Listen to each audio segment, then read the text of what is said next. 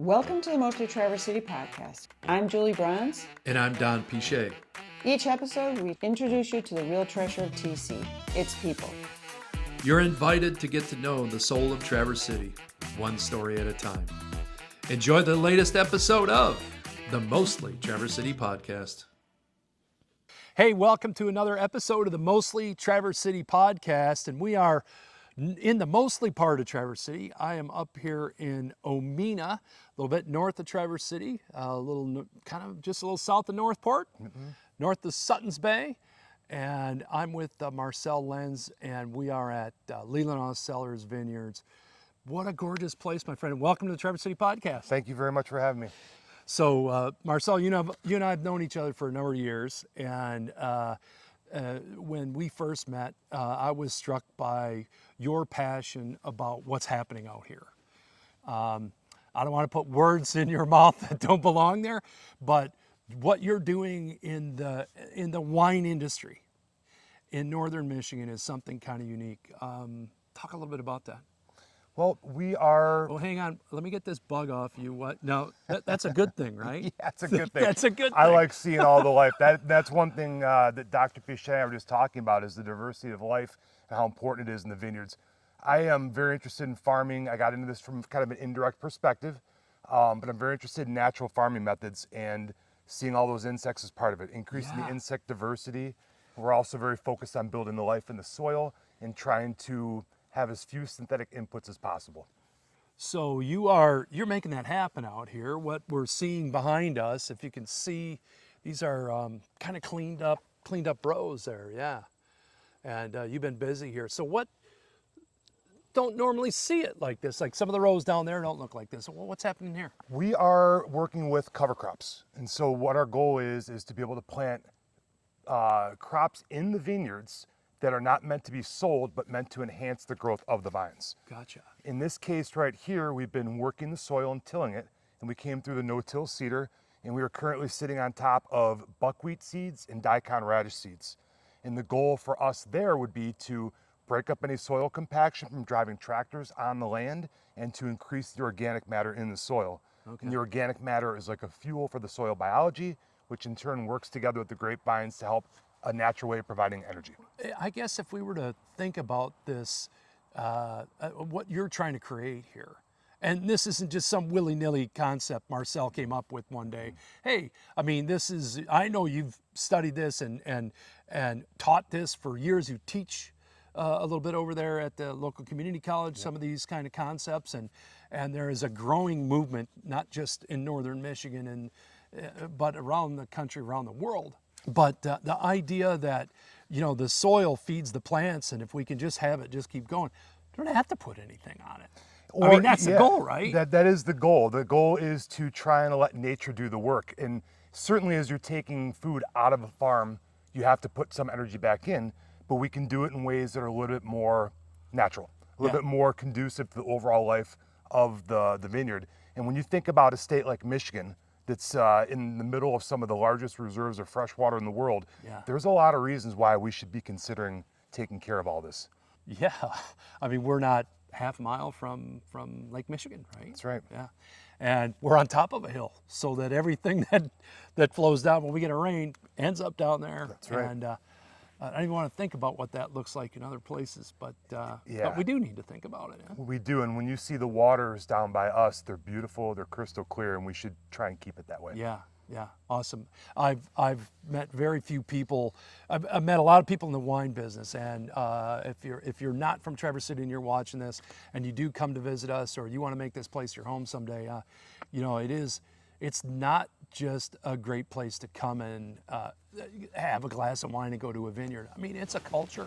Yeah. And it's a community. And, we sort of stumbled on it. Julie and I sort of stumbled on it in a way that was somewhat naive, but little did we know that, some of our dearest friends are people that are involved with this industry, and it's super cool. Hey, talk a little bit about your connection to Traverse City. You're not from Traverse City, are you? No, my wife and I are from suburban Detroit, Farmington Hills. And then through moving around with school and different jobs, lived in Ann Arbor, the Lansing area, then the Finger Lakes of New York, and then to Sutton's Bay and into here. Basically just, pursuing professional interests such as education and then accepting job offers And so we wanted to move up here. Yeah. And after I got done with graduate school, and we just had to take a little detour to the Finger Lakes. When this job came up, we accepted it, and we're very happy to move to Traverse City. So let's talk a little bit about education, because I was reading through your bio a little bit. You're out here sweating it out, farmer, doing farmer stuff. What's the level of your education? I have a PhD. Well, that's what you call passion, and you know, I would say, this is a little sidebar. I think Marcel is not an odd duck, in that we have a ton of people with incredible educational backgrounds doing what the rest of the world might think is kind of, you know, manual labor, but there's a lot of thinking going on in here. There is a lot of thinking going on, and more than anything, it was important for me to get a job that I really like, because I plan on spending a lot of time in it. Yeah. So I don't dread coming to work. I enjoy my job Yeah. a lot, and the people we work with. The people here at Leelanau Wine Cellars are great. We have a great team, so it's a lot of fun. Yeah, super. So you guys are up here, you're locked in and loaded in this community now. You're plugged in. You're part of the culture up here in the wine thing, and I know just from our conversations, your kind of communication. I don't want to say not formally organized, but loosely organized culture to do exactly what you're doing, where everybody's trying to help each other out, and it's kind of a neat thing. It's a really neat thing, and especially on my side, the vineyard side, we are a team. Yeah. We all work together. People call me up and ask questions. I'm willing to help them. When I have something I don't understand or need, I can call other people and ask if they can teach me what they've been doing, or if we can borrow equipment and work together. We've even shared crews in the past, so it is very much a strong community up here, and it's a really nice one to be a part of. And I don't know what it's like in other parts of the world, but you know, to me, that's like what a beautiful template, where, you know, in some ways we're all competing. You're all competing in the marketplace to sell the final product, but at the end, you're not. You know what I mean? Like at the end of the day, people are going to buy what people buy, and you know, like, why don't we just grow better and more, and everybody wins, right? That's kind of how I look at it. I mean, there is definitely, you know, some competition, but in a sense, if we all do our jobs well, then the Traverse City wine industry gets a reputation as a region. Yeah. And all of us benefit. Yeah, we just have a bigger pot to. Yeah. And the natural ag thing is what I really lean towards. That's something I'm passionate about within something I'm passionate about. Right. And I think that it's conceivable that we could make that the reputation of Traverse City if we can be ones that are starting to move towards this integration of the old ways and the new ways. Yeah. Modern technology is great. I love tractors. Yeah. But some of the old ways of doing things are becoming the new ways, such as cover cropping, like we're sitting on right now, or the use of composting and mixing up livestock with plants. What do you love best about this? About what you do? I like being outside and working with plants. Yeah. That's what got me into this. I became very interested in medicinal plants through my studies of medicine. And I really enjoy working with the plants, being outside. It's quiet. I like to see all the different birds and animals and insects and just embrace it. It's very peaceful. Let's talk about someone maybe new to Traverse City. Let's say they moved up here and they brought their family up here. Having done that yourself, how would you suggest people plug in? I mean, what's some of the ways you and your family plugged into community? Well, we've met people through work, and then all through sports. Okay. And so that's one of the ways we did it. And me, you guys, what do you? I know Carrie does a little running. Yeah, well, we both run. We both played soccer. We're involved in volleyball and wrestling with the kids now. These are all sports that we all played. She didn't wrestle, but our kids both do that. So we know a lot of people through sports and our children in school. But when I came up here, a lot of people from the lab I was in were here as well, or came afterwards. Gotcha. So up in this region, there's probably a dozen people that I knew from graduate school. Okay. So that's kind of nice when you come in an industry. Yeah. So we have that too. Yeah, cool. So, and I know, you know, you're very involved with your kids and in the sports. I'm going to tell you this, you're not going to believe me, but before you know it, they're going to be gone. Mm-hmm. They're going to be gone. What is that perfect day going to look like for Marcel and Carrie when those kids are gone? It's probably going to be a lot of cooking together at home and going to the beach. Because when we had the time, and working out together. Okay. We used to do a lot of cooking together, and we definitely love going to the beach. So that's probably what we're doing a lot of. Or we liquefy the assets and we move to Belize. Okay, we get a that little was shack you know, on the water selling sandwiches and beers to tourists. But then we'd have to leave Traverse City. So. That was my next question. You could do this anywhere. You could be anywhere, not anywhere, but you could be a lot of different places. But you stay here. Like I'm sure we haven't had this conversation, but I'm sure that you've got phone calls that say, "Hey, we want you to come out here to Oregon or to Washington State or to California or hell overseas. You stay." Yeah, I love it here. I'm a Michigander. We never even wanted to leave the state. I've done a lot of traveling. I've lived in New York. I've been to probably 13 different countries, 15 different countries. And they're all been real fun, but I love it here. Yeah. Especially being in Michigan and especially Traverse City with the water and the hills. The people here are wonderful.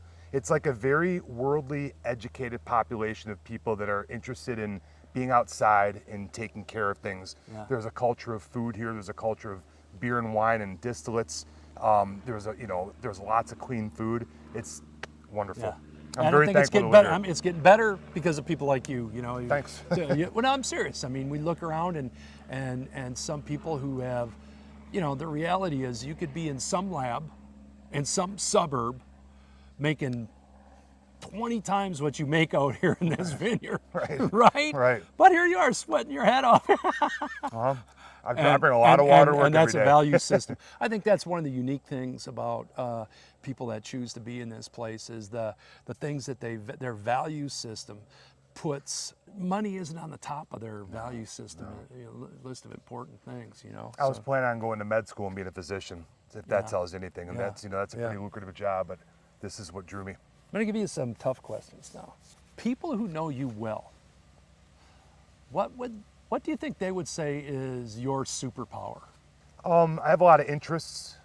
I like to learn and solve problems. I think that's probably one thing that a lot of people would say stands out. What do you think your superpower is? I'm definitely a seeker. Yeah. I like to try and find out the truth of things and learn things. I'm not trying to pretend like I've got it, Yeah. but there's an interest. Yeah.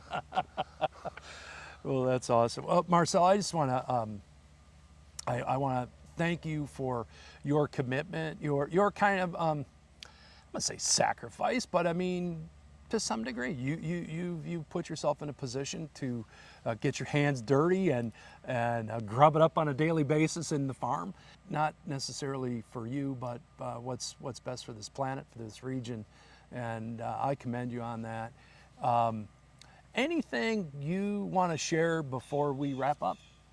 Well, I mean, kind of playing off what you just said, I think there's a connectivity between all things, and I think we need to really consider what's best for everything, and in the long term, not necessarily the short term, and to try and find better ways of doing things. I think that, especially with farming, I think there's a strong relationship between agriculture and our health, and good food, clean food that's nutrient dense, has, fewer chemical inputs is, by some measures, by many measures, much healthier. So I think it's all related together, and we need to think big like that and make the sacrifices and take the small steps to get up the mountain.